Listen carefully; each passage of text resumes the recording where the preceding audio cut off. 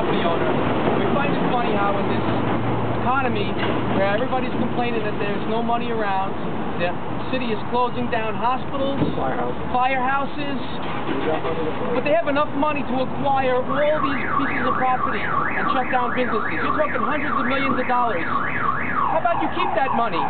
Keep the money and don't spend it on our properties and use it to keep these hospitals open, keep these fire departments open. That creates other jobs too. So it's important that we realize what's going on here.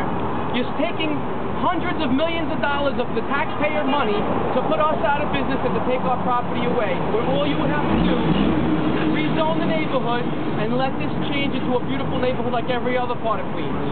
But you denied our services, you call us blighted, spend a little money, give us infrastructure, and watch this beautiful neighborhood flourish.